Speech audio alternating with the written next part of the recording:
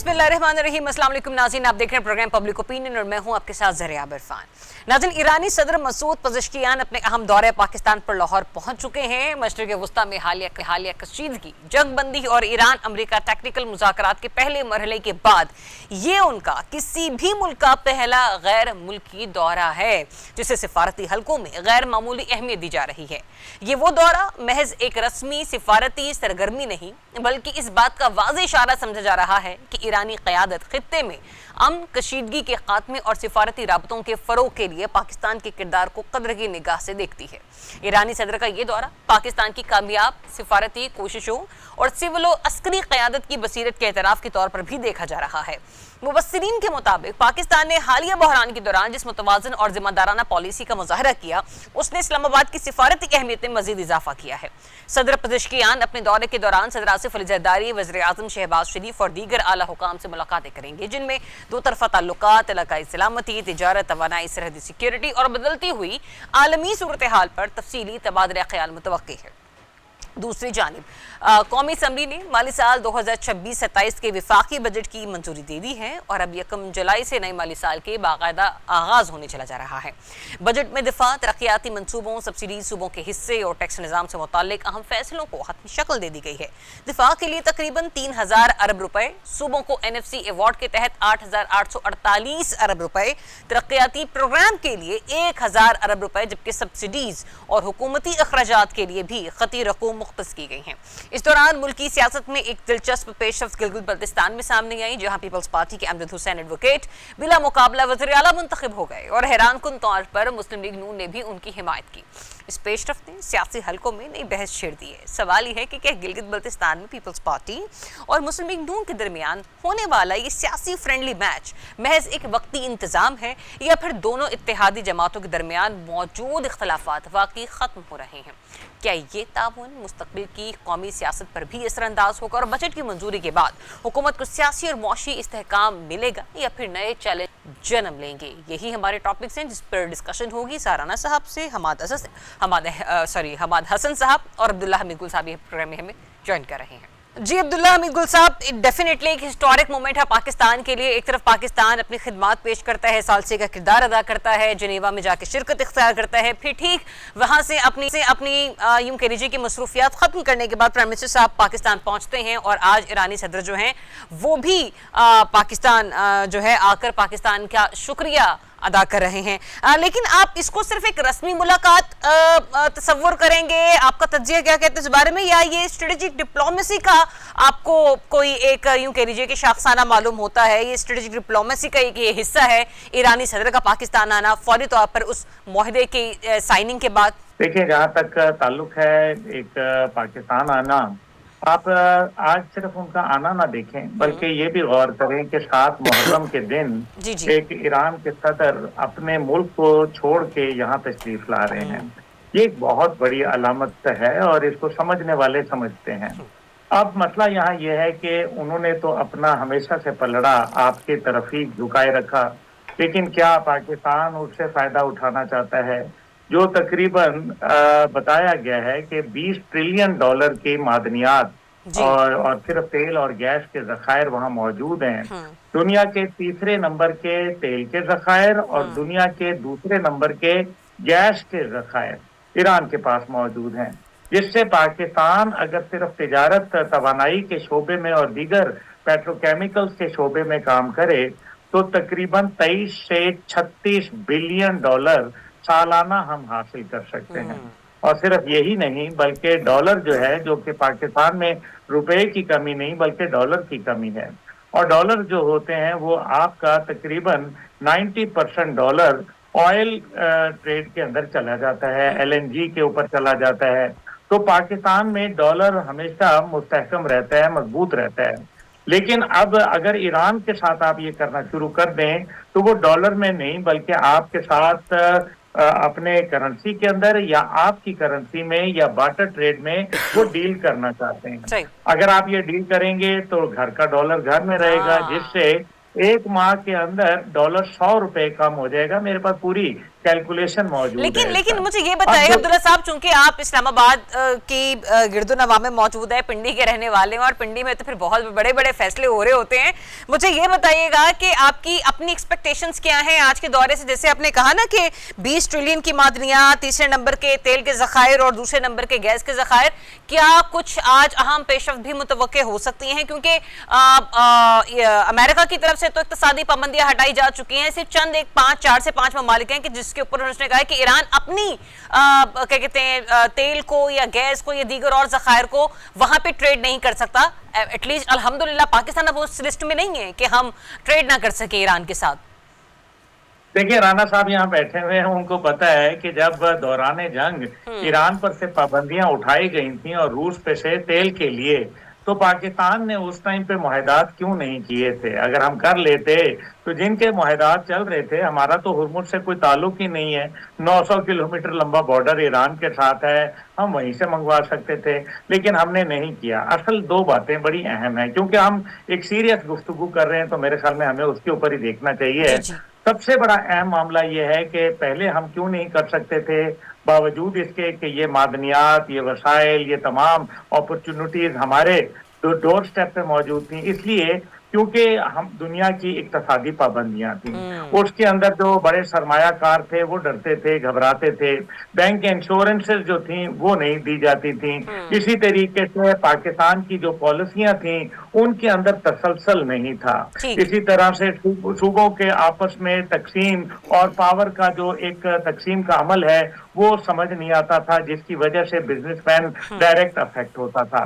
इसी तरीके से तकरीबन 820 मिलियन डॉलर का हमें सालाना खसारा हो रहा था, जिसकी वजह सबसे बड़ी ये थी कि जो इनलीगल ट्रेड है वो हमारा चल रहा था, जो तकरीबन 1.2 बिलियन डॉलर का था और तकरीबन 5 से 6 मिलियन लीटर पर डे की जो स्मगलिंग है वो शामिल थी। जब से आर्मी चीफ आए और हमारी मौजूदा हुकूमत, इन्होंने कोशिशें की और उसको बहुत ही कम सतह के ऊपर ला चुके हैं। अल्हम्दुलिल्लाह ये पहले 11 मिलियन थी, जिसको अब जो है तकरीबन 5 से 6 मिलियन के ऊपर लाया जा चुका है। हाउएवर के इस सारे के अंदर हमें ये देखना है कि हमारे पास ये नादिर मौका है और यकीनन ईरान तैयार है, लेकिन क्या पाकिस्तान के अंदर ये कैपेसिटी है? आपने जो भी जुमला बोला ना कि ईरान तैयार है, उसके बाद मेरा दूसरा सप्लीमेंट्री क्वेश्चन ये बनता है कि क्या हम भी तैयार हैं उन अपॉर्चुनिटीज को अवेल करने के लिए? राना साहब, आप हमेशा ईरान पाकिस्तान गैस पाइपलाइन की बात करते रहे हैं इस प्रोग्राम में, आपको लगता है कि इस मंसूबे पर कोई पेशरफ्त मुमकिन हो सकती है आज के इस अहम दौरे के बाद? और दूसरा जो अभी अब्दुल्ला हमीद गुल साहब भी बात कर रहे हैं कि जब ईरान से इक़्तिसादी पाबंदियां हटाई जा रही थी, या इस तरीके यूं कह लीजिए कि हुर्मुज़ बाकी लोगों के लिए बनता ना, हमारे लिए तो नहीं बनता, हम तो करीब से भी तेल पकड़ सकते थे, लेकिन शायद हमने अपने जो दूसरे इत्तेहादी ममालिक हैं सर, उनके एहतराम में कह लीजिए या यूं कह लीजिए उनसे दोस्ती, जैसे सऊदीया के साथ है, कतर से हम ले रहे होते हैं सर, हमने बाकी अलाइज को भी तो साथ लेकर चलना था ना, फौरी तौर पर तो नहीं डिसीजन मेकिंग। जी, इतने अलाइज को लेकर साथ चले कि हमने तो अमेरिका से पेट्रोल मंगवाया उसको खुश करने के लिए। इतने दूर से हमने सऊदी अरब, कतर को भी बाईपास करके अमेरिका से तेल मंगवाया ताकि वो हमसे खुश रहे, उसके माथे पे शिकन ना आए। लेकिन जो ये दौरा है ना, इसके देखें 3 बड़े अहम पहलू हैं। अच्छा, सबसे अहम पहलू तो ठीक, जिसमें कोई शक नहीं कि वो आए हैं और एक ऐसे क्रिटिकल डेज पे आए हैं जिस पे ईरानी अपने उससे बाहर नहीं जाते, ठीक है ना, वो आए। इसका मतलब ये कि ये उनकी नज़र में ये दौरा इस नौयत का अहम है कि उन्होंने आशूरा का भी इंतज़ार नहीं किया। अच्छा, इसकी रीज़न सुने। शुक्रिया, पाकिस्तानियों से मोहब्बत ये बाद में भी हो सकती थी, 1 हफ्ते बाद भी हो सकती थी, फ़ोन पे भी हो सकती थी, पैगामात के ज़रिए भी हो सकती थी। असल ये है कि जब ईरान पे से ये इक़्तिसादी पाबंदियाँ कम होंगी तो उसको एक मार्केट चाहिए, ओपनिंग चाहिए। ठीक, भारत से वो कर नहीं सकता, ठीक है, अफगानिस्तान से उसे ज़रूरत कोई नहीं है, ठीक है। पाकिस्तान वो मुल्क है जहाँ से उसे ओपनिंग मिल सकती है, हम ज़रूरतमंद भी हैं तो, और हमें इससे अच्छी गोल्डन अपॉर्चुनिटी नहीं मिल सकती। अगर ईरान के साथ हमारा ट्रेड मुकामी करेंसी में हो जाए अभी कोई आपको याद होगा 2 साल पहले भी हमने कुछ इलाके हैं ईरान के और पाकिस्तान के जहां हमने कुछ बाजार बनाए थे जहां दोनों ममालिक के प्रोडक्ट जो थे ना वो थी, लेकिन वो एक महदूद पैमाने पे था। अब अगर ये सब कुछ हो जाता है और ट्रेडिंग हो जाती है, हमें गैस ऑयल मिलना शुरू हो जाता है, हमारी चीजें एक्सपोर्ट होना शुरू हो जाती है, तो समझे कि ये गेम चेंजर है हमारे लिए, पाकिस्तान के लिए। ईरान के लिए तो गेम चेंज हो चुकी है। उनके ऊपर से तो उन्हें लाइसेंस भी मिल गया, उनका बहाल हो गया, उनका ट्रेड भी बहाल हो गया, उन्हें पैसे भी वापस मिल गए, उनकी तो विन विन सिचुएशन है। अब ये कि हमने यूटिलाइज करना है, मटेरियलाइज करना है अपनी कामयाबी को, तो ये एक बेहतरीन अपॉर्चुनिटी है कि हम MOU से निकल के हम इसे हार्ड उसके साथ जाए और जमीनी हकाइक के मुताबिक फैसले करें और फौरी फैसले करें। अच्छा, दफ्तर खारजा ने खुद भी अपनी उसमें कहा ना कि मफाहमती यादाश्त पर पेशरफ्त और इलाकाई और आलमी सूरत हाल पर भी तबादला ख्याल होगा, जिसमें तिजारत, तवानाई, सरहदी सिक्योरिटी पर भी बात की जाएगी। तो sir, trade point of view से भी आप क्या क्या सोच? हाँ। हमारा सबसे बड़ा इशू क्या है पाकिस्तान का? Energy crisis. एनर्जी से जुड़े हुए हैं हमारे बाकी सारे मसाइल।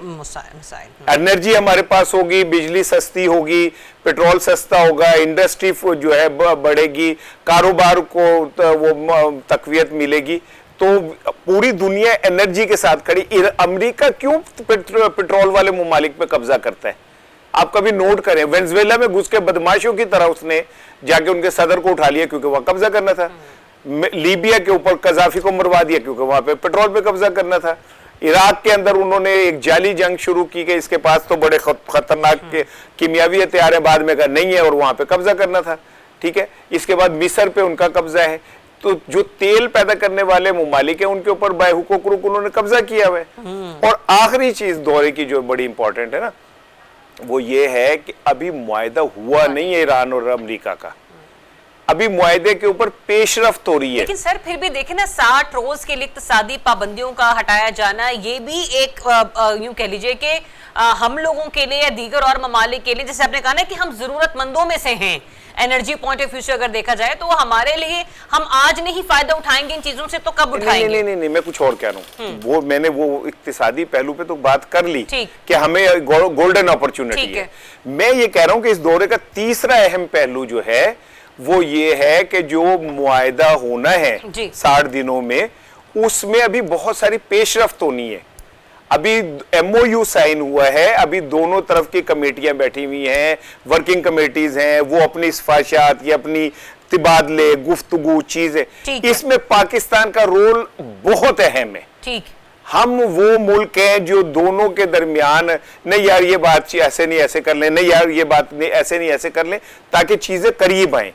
ये दौरा खाली शुक्रिया का, ये इक्तिसादी लिए हुए नहीं है, इसमें जो आगे 60 दिनों के अंदर मुआहदे को अमली शक्ल देनी है, उसमें जो पाकिस्तान का किरदार है, उस हवाले से भी ये दौरा बड़ा इंपॉर्टेंट है। यहाँ पे वो जो ईरानी सदर हैं, हमारी सियासी व अस्करी क़यादत से मुलाकात जब करेंगे तो वो डेफिनेटली जो मुआहदा है उस पर बात करेंगे। उसके हवाले से अगर ईरान के कुछ खदशात हैं, कोई रिजर्वेशन है या तजवीज़ है, वो भी हमें मिलेगी, क्योंकि उन्होंने पता है कि ट्रंप का कोई पता नहीं सवेरे उठ के क्या पुठा बयान दे दे, वो बाबेदा दिमाग कदे भी कुछ भी फिर सकता है। ठीक है, चलिए नाज़रीन, एक ब्रेक के बाद जब वापस आएंगे तो हमाद हसन साहब हमें ज्वाइन कर चुके होंगे, उन्हीं के साथ कंटिन्यू करेंगे। Stay tuned.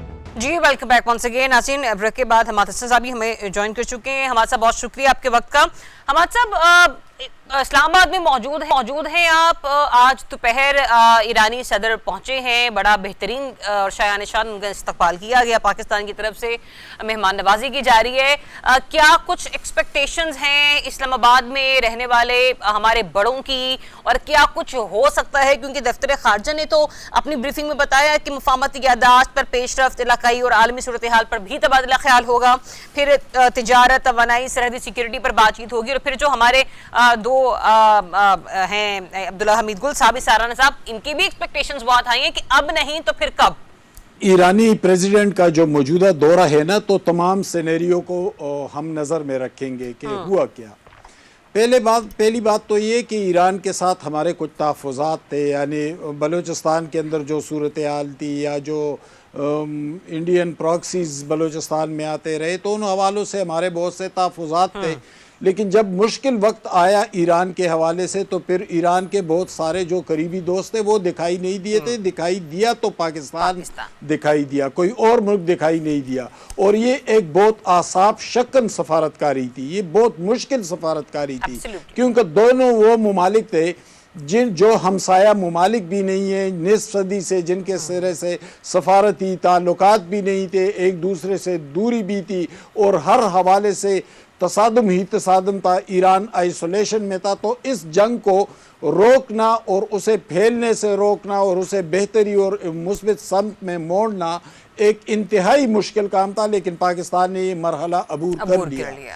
جب یہ مرحلہ عبور ہو گیا تو اس کے چند گھنٹے کے اندر اندر جو ایرانی پریزیڈنٹ اسلام آباد آئے ہیں تو اس سے ایک واضح جسچر پوری دنیا کو دے دیا گیا ہے کہ ہمارے لیے پاکستان سب سے اہم ہے, ہم پاکستان کے شکر گزار ہیں, پاکستان نے ہمیں جنگ سے بچا لیا, پاکستان نے ہمیں طویل نصف صدی کی آئسولیشن سے نکال دیا, ہمارے اوپر سینکشنز ختم کر دیے. تو یہ تمام معاملات جو پاکستان نے سر انجام دیے اس کے تشکر کا ہے یہ وزٹ بنیادی طور پر.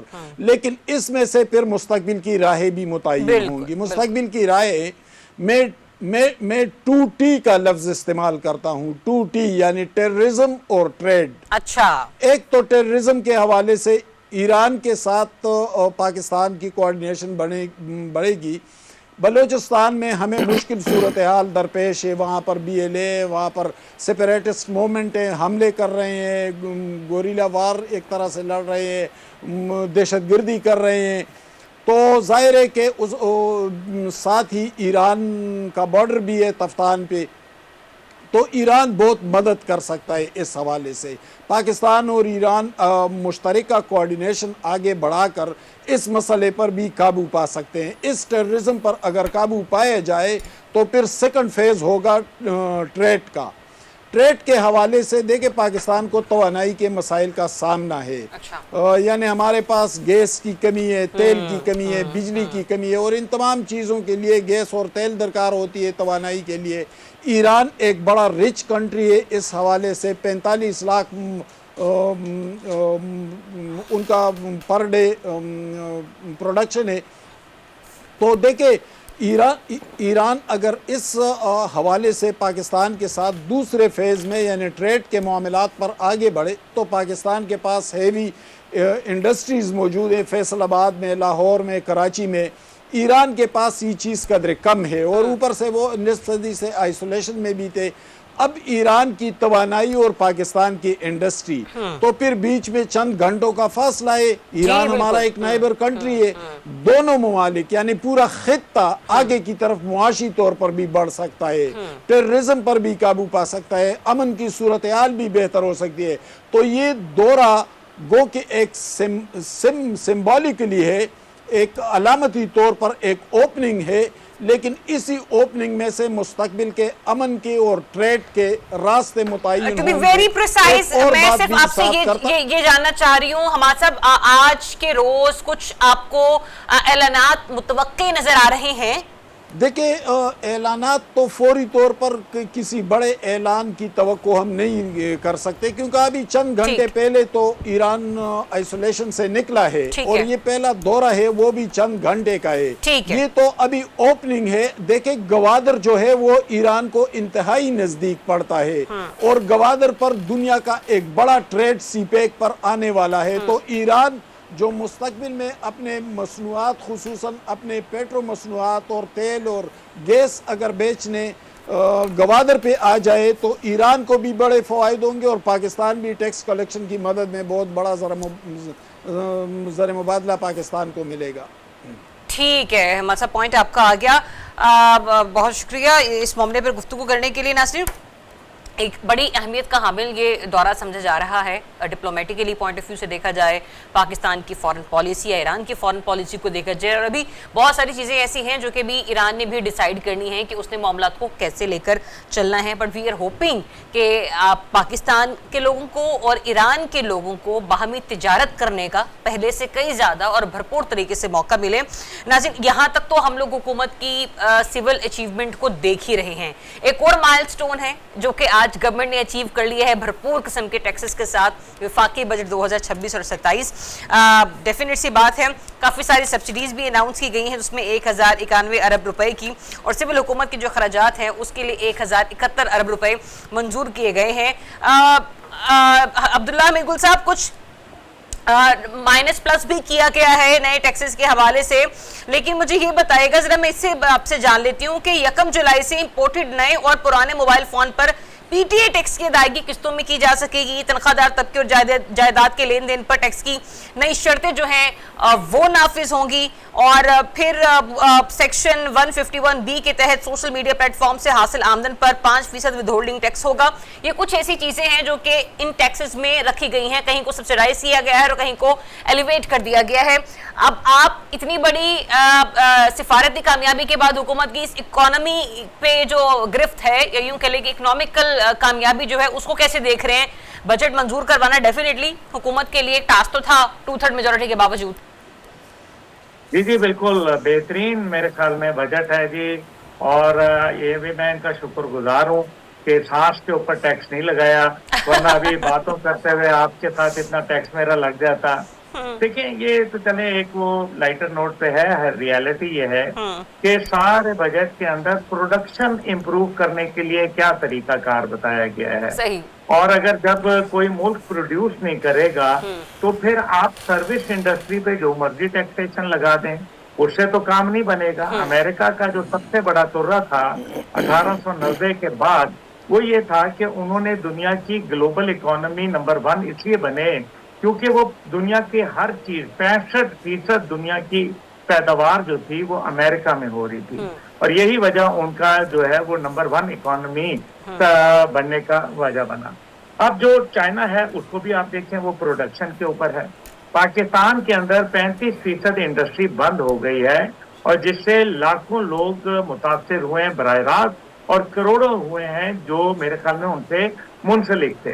अब दूसरी जानिब अगर आप देखें कि ये टैक्सेशन किन लोगों पे लगाया गया, जो लोग पहले से ही टैक्स दे रहे हैं, डायरेक्ट इनडायरेक्ट। आपका क्या ख्याल है, ये जो कैमरामैन भाई है ये हमारा नहीं दे रहा? बिल्कुल ये टैक्स दे रहा है, हर चीज पे टैक्स है, कोई ऐसी बात नहीं है। लेकिन मसला सिर्फ ये है कि आपने टैक्स नेट तो बढ़ाया नहीं। जो 11.2 आपको कहा गया था बिलियन IMF की जानिब से, आपने वो 11.2 किया, 13.25 आपको टारगेट दिया गया था, आपने तो अचीव नहीं किया। FBR का कसूर था। FBR का कसूर जो हो उसके लिए मेरे ख्याल में हमाद साहब या इसार राना साहब या आप जो हैं वो क्यों जिम्मेदार हो? मसला तो ये है। लेकिन मसला ये है कि FBR का जो तरीकाकार है वो टोटल का टोटल गलत है। सब दुनिया जानती है कि ये चोरी सिखाने में नंबर 1 इदारा है। ये लोगों को चोरी करवाता है, खुद बताता है कि आप यहाँ टैक्स में कैसे मुराद हासिल कर सकते हैं, छूट हासिल कर सकते हैं। नहीं यकीन आता तो आ जाएं, बाहर निकल आएं और पता चल जाएगा। अभी टाउट खड़ा होगा, वो आपको बड़े साहब से शाम के वक्त मुलाकात करवा देगा। ये मतलब वो तमाम बातें हैं जो रियलिटी बेस्ड है। अगर हम, क्योंकि हम देखें पाकिस्तानी हैं और हमारा काम कोई यहाँ सिर्फ हुकूमत पे तनकीद नहीं करना, बल्कि हमें ये चीजें देखनी है कि हम कैसे बेहतर कर सकते हैं। एक गरीब आदमी है, आप मुझे ये बताइए, चलें ये 40,000 बहुत अच्छी बात है। हुकूमत ने ये भी कहा कि 8,500 जो बंदा कमाता है वो गरीब नहीं है। इसी तरीके से कहा गया जो अपना दस्तखत कर लेता है और नाम लिख लेता है वो पढ़ा लिखा है। तो 8,500 रुपए अल्लाह ताला करे जी, हमारे वज़रा, हमारे बड़े बड़े जो इस टाइम पे लोग बैठे हुए असेंबलियों में, इसी तरह से हमारे जो सरकारी अफसरान हैं उनकी 8,500 रुपए तनख्वाह करें और सत्ताई खैरा हो। तो अगर वो नहीं हो सकता 40,000 रुपए में, अब मैं आपको एक छोटी सी बात बताता हूँ। 40,000 रुपए में पाकिस्तान, आप तो जानती हैं कि पाकिस्तान में हर आदमी जो है वो 6 बंदे जो है उसके ऊपर पल रहे हैं। तो 6 बंदों का 40,000 में सिर्फ मुझे 3 वक्त की 2-2 रोटियां आप लगा दें, सालन ना लगाएं, छत ना लगाएं, बिजली, पानी, गैस, तालीम, मरना जीना, खुशी गम ना लगाएं। उसके बाद मुझे आप 40,000 में पूरा कर दें, मैं आपको लिख के देता हूँ गुलामी। मुझे आप बताएं कि कैसे करेंगे। मैंने यही सवाल पूछा था वजीर खजाना साहब से, औरंगजेब साहब से मैंने ये पूछा था। उनके पास इसका कोई जवाब नहीं था। रियलिटी यही है, हमारे पास जितने भी आते हैं वो अच्छे मैनेजर होते हैं, हमारे पास वजीर खजाना नहीं आते। वजीर खजाना वो होता है जो खजाने की पॉलिसी बताता है, जो मुस्तकबिल में प्रोडक्शन लाइंस को बढ़ाना चाहता है और दीगर अमूर के ऊपर काम करता है। इस पे तो मेरा भी एक शिकवा है हुकूमत से कि किस तरीके से, क्या सिर्फ टैक्स कलेक्शन से ही हुकूमतें चलती हैं? जब तक आप रेवेन्यू जनरेट करने के लिए अपनी एक्सपोर्ट को नहीं बढ़ाएंगे, तब आप किस तरीके से कह सकते हैं कि आपके यहाँ जो रेवेन्यू है वो भी जनरेट होगा, आपके यहाँ जो अनएम्प्लॉयमेंट है वो भी खत्म होगी? लेकिन राणा साहब, आपके लिए बड़ा मसला खड़ा हो गया सर। इसमें आपकी इजाजत से रेवेन्यू देखिए ना, प्रोडक्शन होगी तो आप अपनी एक्सपोर्ट्स को बढ़ाएंगे। अगर 35% इंडस्ट्री बंद हो जाए तो प्रोडक्शन कहां से बढ़ाएंगे? फिर दूसरी सबसे जो इसके अंदर बात है वो ये है कि आप अभी गौर करें कि पाकिस्तान के अंदर लोगों का हाल क्या है। 47% बिलो पॉवर्टी लाइन रह रहे हैं, दो वक्त की रोटी नहीं है उनके पास। ये इसमें तो कोई शक वाली बात नहीं है। राणा साहब, मैं आपकी तरफ आ रही थी ये कहते हुए कि वो जो आप वीलॉग्स कर रहे होते हैं, अब मुझे लगता है या तो आपको वीलॉग्स की तादाद बढ़ा देनी चाहिए ताकि वो जो 5% विद होल्डिंग टैक्स है उसको आराम से मैनेज कर सके, क्योंकि अब आपकी जो आने वाली आमदनी है आपके वीलॉग्स के थ्रू, सोशल मीडिया प्लेटफॉर्म्स के थ्रू, सर उसमें हमने 5% टैक्स देना है हुकूमत को। वो एक फकीर गया मांगने तो दुकानदार से उसने कहा कि उसे दिए 10 रुपए, तो उसने कहा पहले तो 20 देते थे, तो कहता आजकल कारोबार नहीं चल रहा, तो उन्होंने कहा हुन साढ़े पैसे में कारोबार चलाना है। तो अगर हमारे पैसों से ये हुकूमत ने चलना है तो फिर मेरा ख्याल है कि मुझे ही वजीर खजाना बना दें आप। कम से कम मैं आपको कुछ कमा के तो दे रहा हूँ, ठीक है, आपसे कोई करोड़ के करीब का पैकेज तो नहीं ले रहा है। इसाद साहब, आप नहीं बन सकते। उसकी वजह यह है कि वो मैं जो मैनेजर का बता रहा था ना, तो मैनेजर क्या होता है, वजीर खजाना और मैनेजर का फर्क। मैनेजर वो होता है जिसने इसार राना बहुत अच्छे मैनेजर थे, क्योंकि उन्होंने 6 महीने के अंदर $1 बिलियन जो है वो लोन ले लिया और IMF से। अब्दुल्ला गुल बहुत बुरा मैनेजर था, क्योंकि उसने 1 बिलियन लोन लिया लेकिन 9 महीने में लिया। इस वजह से ये है बात। आप बहुत अच्छी मैनेजर बन जाएंगी, आप 4 महीने में $1.25 बिलियन जो है वो लोन ले लेंगी, ये है मैनेजर। तो आप नहीं बन सकते, मैं नहीं बन सकता। अच्छा देखिए, बात ये है कि ठीक है, मुझे खुशी होगी अगर मैं पाकिस्तान के लिए कुछ कमाता हूँ और उसमें से मैं पाकिस्तान को देता हूँ, लेकिन मेरा सवाल ये कि यार मुझे और मियां मंशा को आपने बराबर कर दिया। मियां मंशा भी उतने ही का पेट्रोल लेंगे जितने का मैं लूंगा, मियां मंशा भी बिजली का यूनिट उतने का ही लेंगे जितने का मैं लूंगा, लेकिन मैं 3 जगह मेहनत करके आपको 3 दफा टैक्स दूंगा, उनसे आप 1 दफा टैक्स लेंगे। और फिर ये हम ये जो कहते हैं ना, एक चीज आप बिल्कुल क्लियर कर लें कि ये हम कहते हैं 24 करोड़, हम 24 करोड़ नहीं है भाई। 24 करोड़ तो आखिरी दफा जब हमने मर्दमशुमारी किए तब थे, और लिखते लिखते को 30-35 लाख थे, लिख दे ही बद गए सन।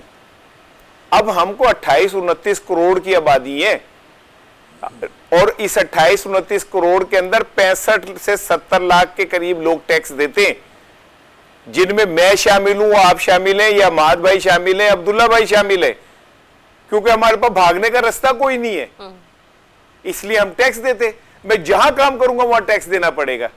लेकिन मेरा सवाल यह है कि ये जो 28 करोड़ लोग, जिनमें से को 5-7 करोड़ वो हैं जो एलिजिबल हैं टैक्स देने के, हुकूमत उनसे टैक्स क्यों नहीं ले पाती, उनका गिरबान क्यों नहीं पकड़ती?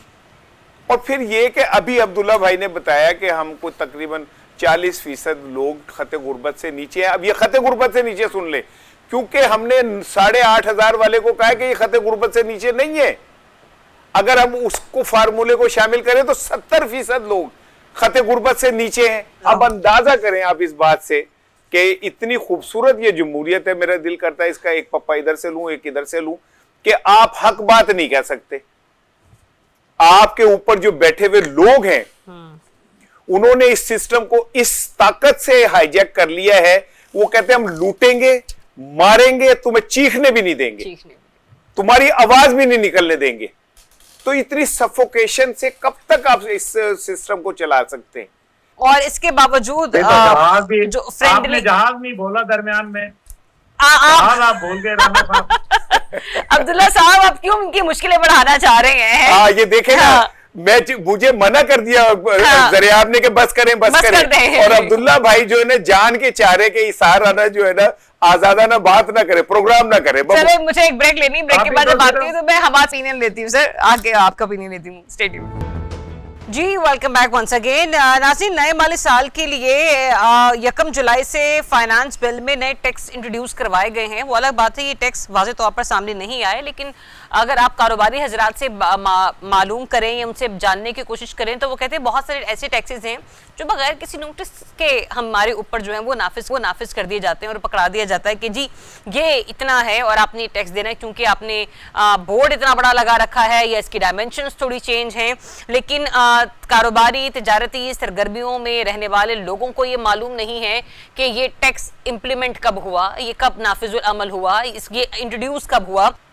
حماد صاحب, یہ نئے مالی سال کا جو اب بجٹ منظور ہو چکا ہے, ظاہر سی بات ہے پیپلز پارٹی نے بھی اسے ووٹ دیے ہیں. وہ الگ بات ہے کہ کافی شور شرابہ بھی ہوا اور پیپلز پارٹی نے ہی بہت ساری معاملات کی نشاندہی بھی کی. لیکن یہ جس طریقے سے اب ہم لوگ گلگت بلتستان کے الیکشنز کو بھی دیکھ لیں, اگر پیپلز پارٹی کی حکومت وہاں پر قائم ہوئی ہے, امجد حسین ایڈوکیٹ بلا مقابلہ وزیر اعلیٰ گلگت بلتستان منتخب ہو گئے اور پھر نون لیگ کے ووٹ بھی پڑے انہیں وہاں پر نون لیگ کے ووٹ انہیں پڑے, یہاں پر پیپلز پارٹی کے ووٹ بجٹ میں نون لیگ کو پڑے.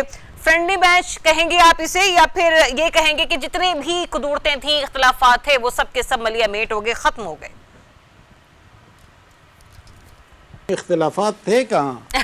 اختلافات ہوتے تو وہ 2.5 سال 3 سال سے مخلوط حکومت میں ہوتے.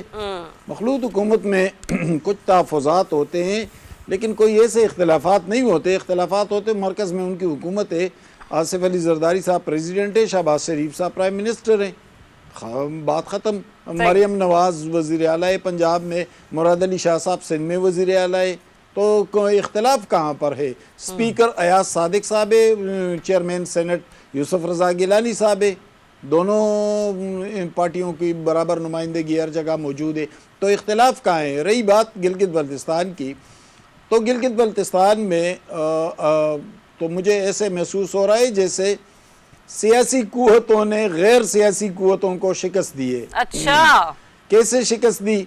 پہلے تو پیپلز پارٹی نے 10 سیٹیں جیتی, مسلم لیگ نون نے 9 سیٹیں جیتی. حکومت مسلم لیگ نون کی ہے مرکز میں.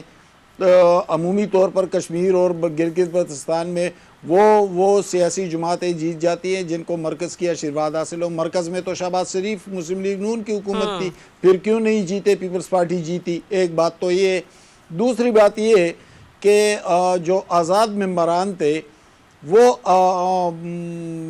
علیم خان کی پارٹی, پتہ نہیں کیا یہ پارٹی کہاں پائی جاتی ہے, کیا نام ہے, کیا ایجنڈا ہے, کیا منشور ہے اس کا, لیکن بہرحال ایک پارٹی ہے موجود ہے, کبھی کبھی اس کا ذکر آتا ہے میڈیا میں. اس میں اچانک 4 ممبران ٹھونس دیے گئے.